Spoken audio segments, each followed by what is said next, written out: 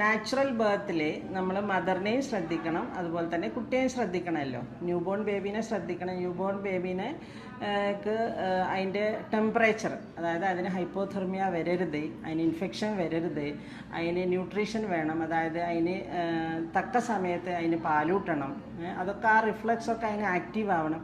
അപ്പം അത് ചെയ്യാതെ ബേബീനെ ഒന്ന് വൃത്തിയാക്കുക പോലും ചെയ്യാതെ ഉമ്മ മരിക്കുകയും ചെയ്ത് അപ്പോൾ പാലും കിട്ടിയിട്ടുണ്ടാവില്ല. അപ്പോൾ ബേബി ഡീഹൈഡ്രേഷനിലും സെപ്സിസിലും ഹൈപ്പോതെർമിയയിലും ഒക്കെ പോയിട്ടുണ്ടാവും. ഇത്രയും മണിക്കൂർ വണ്ടിയിൽ കുട്ടീനെ മര്യാദക്ക് പൊതിഞ്ഞ് വെച്ചിട്ടില്ല, കുട്ടീനെ വൃത്തിയാക്കിയിട്ടില്ല, കുട്ടിക്കൊന്നും കൊടുത്തിട്ടില്ല കുടിക്കാനോ ഒന്നും, അമ്മയുടെ പാല് കിട്ടിയിട്ടില്ല, അതുപോലെ തന്നെ പൊതിഞ്ഞ് വൃത്തിയോടെ വെച്ചിട്ടില്ല.